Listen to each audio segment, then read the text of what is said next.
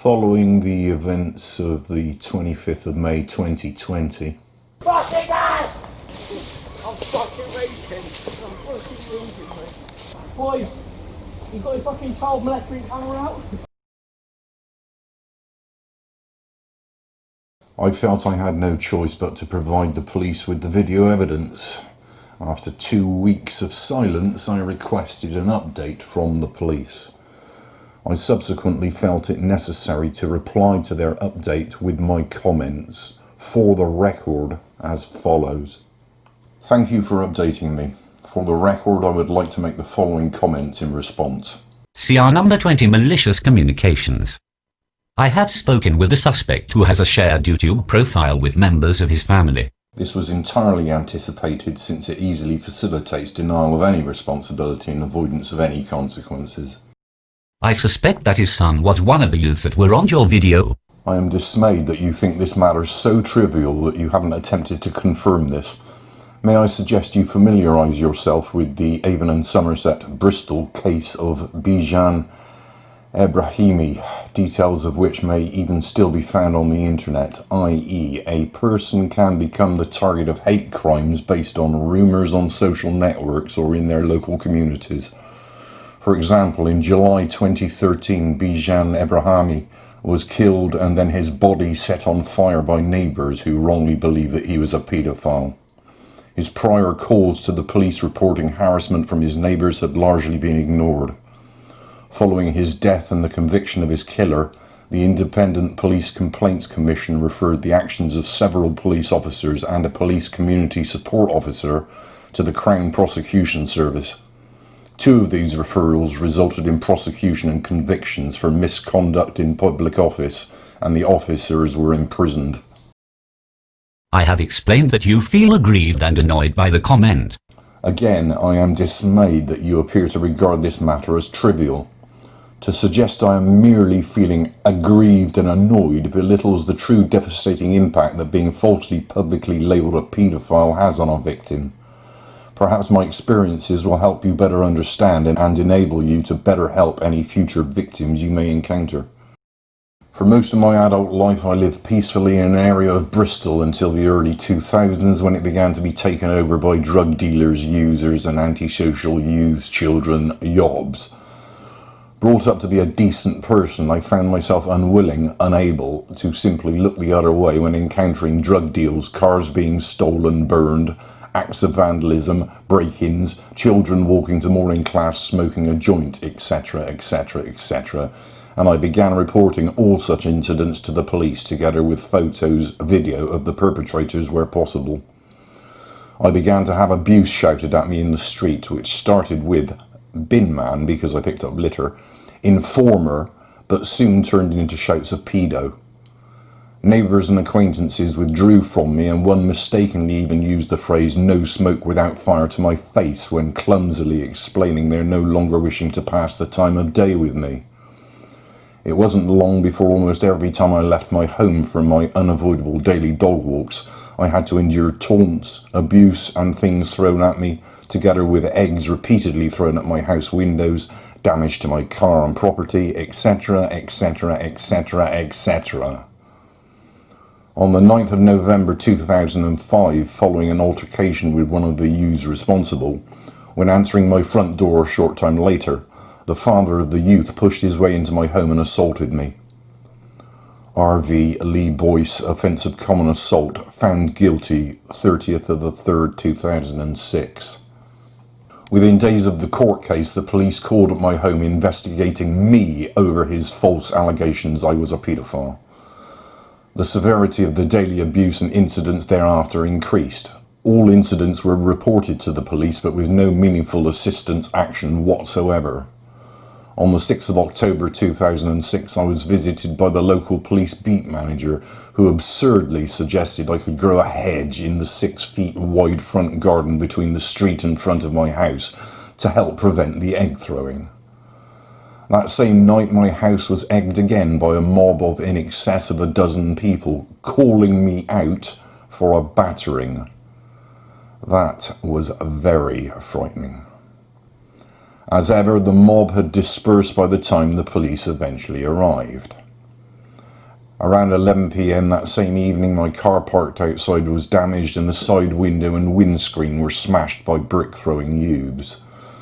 This was the last straw for me. I couldn't take any more. I and the traumatised girlfriend I had staying with me at the time hastily packed some essentials and a few things of sentimental value, and upon my insistence, because of the unroadworthy state of my car, we were escorted away from my home by the police, never to spend another night there. I was now effectively homeless. My entire life had been destroyed. After a cold winter camping with my dog in my mother's garage, my last ever girlfriend, a fond memory, I eventually managed to sell my house for a fraction of its value with contents, and ended up managing to buy another and begin to exist alone in Brixham. Malicious allegations of child sexual abuse are uniquely stigmatizing and are not time limited. For the victim, the imposed ordeal will cause immediate, involuntary and irreparable psychological harm. The person they once were is permanently extinguished. Formal exoneration can never occur, and it is human nature that some in the community will remain convinced of their guilt. No smoke without fire, making it impossible for them to ever put the matter behind them and attempt to build a new life. As part of their extreme permanent character change, they will experience most, if not all, of the following: ruined personal reputation, loss of concentration, being unemployable, a sense of abandonment by humanity, anger, helplessness, inability to maintain old or form any new relationships, loss of self, loss of self-worth, loss of self-confidence, loss of enthusiasm and motivation, loss of the ability to feel pleasure in anything, loss of trust in others, a rejection of altruism, feelings of being a complete failure at life, PTSD, suicidal ideation, death being the only realistic way of escaping the living hell of the ceaseless mental torture. Suicidal ideation, always. I am not unusual under such extreme circumstances in finding myself having become completely socially withdrawn and isolated in order to attempt to protect myself and simply survive. The recent COVID social isolation others have recently had difficulty experiencing is nothing new to me, and has been my way of existing for more than the 13 years I've existed in Brixham. Even after all these years, I can never relax. I am permanently anxious. My sleep is disturbed and often characterized by nightmares, and I am permanently exhausted even upon waking. When I walk my dog, now only once a day is all I can manage, I am trapped in a hyper-vigilant state, constantly awaiting the next false allegation or attack from a stranger. Dread and panic overcome me if some innocent child or youth approaches to speak to me or pet my dog, and I will seek to escape this situation at the earliest possible moment. I couldn't be a paedophile if I wanted to be. I always return home so exhausted by the stress of my walks, I often have to return to bed. It remains a source of surprise and relief to me whenever I return home to find the house hasn't been egged, damaged or defaced in some way. When at home I am still uneasy, allowing my dog to have a sleep next to the front door beneath the letterbox in case of a firework or arson attack. I still regularly watch television with the sound muted or too low to hear, to be able to hear what may be coming from outside. My entire life is lost to and dominated by the experience. I am aware I am seriously damaged. The trouble is, it is real for me. Nevertheless, over the years I have managed to lessen some of the excesses of my reactions and had even made inroads into regaining some of my altruism, picking up everyone's litter every day, uploading videos to YouTube for others to enjoy, painting over the graffiti which defaced the Breakwater Lighthouse, and more recently working on opening up the views and gun emplacements on the hillside behind the laboratory in a now failed attempt at claiming them back from the local drug users and yobs. The latter, of course, brings us back to the recent events of which you are aware. Nothing could have been worse for me than having a group of youths shouting abuse suggesting I was a paedophile. Nothing. Nothing, that is, except for publicly reinforcing such an allegation with the comments you are aware of worldwide on YouTube. A killing, an existential threat no matter which way I try to look at it. The effect recent events has had on me is even more extreme and dire than even I was expecting. I'm a basket case right now. Perhaps knowing from experience what is likely to happen, again, is worse than not knowing. He has agreed to delete the comment and tighten up his profile. He sends sincere apologies to you via myself. Deleting what I regard as evidence does not in any way undo the grievous damage that has been done to me, since it does not remove the allegation from the minds of whoever may have seen it. Nor does it address the likelihood that similar malicious allegations will have been widely circulated and will be now continuing elsewhere. In the light of what you have written, I do not believe that any apology he may have allegedly given you would be sincere. I feel it far more likely he would say whatever was necessary in order for you to treat the matter as concluded.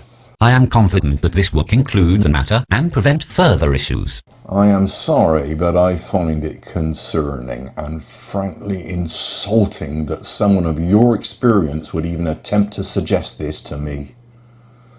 I have been publicly labelled worldwide as being a paedophile, worse than being labelled a murderer. I cannot ever clear my name. It is absolutely inevitable I will be subjected to more abuse and possibly even physical attacks as a direct result of these events, most likely from unknown individuals with no obvious connection. I am sadly aware of how this small town dealt with the David Williams murder, looking the other way, closing ranks, allegedly deleting evidence, and ultimately allowing the offenders to escape justice. It is entirely possible I am now to face a similar fate. Even if I am wrong, this is the never-ending threat under which I am now expected to live out the destroyed remains of my life here. No, for the victim here, the matter is not so easily concluded. Log number 2505-2020. Police have continued to patrol the area and deal with issues as they arise. My experiences during the whole of the COVID-19 lockdown period suggest otherwise. CR number 20 public order. I have reviewed the evidence in the footage and evidentially it is very good to progress COVID breaches. The boys are clearly breaching regulations and I am completing the paperwork for this now. Evidently we will struggle with proving any public order, but there will be consequences for their behavior. I regard the video I have provided as clear and incontrovertible evidence of a Section 5 public order offence being committed against both myself and the brave unknown lady witness who also dared to object to the youth's antisocial, abusive, threatening behaviour. There must surely be few cases where you are given so much damning evidence, and yet you suggest you will struggle proving the offence and have instead chosen to ignore it and progress COVID breaches. Am I also to be held to account for my COVID breach as shown in the video? Whatever petty consequences the youths will see for their actions pales into insignificance in relation to the consequences I shall now be forced to endure for whatever remains of my existence. I hope that this makes sense. No, I'm sorry, not to me. None of it.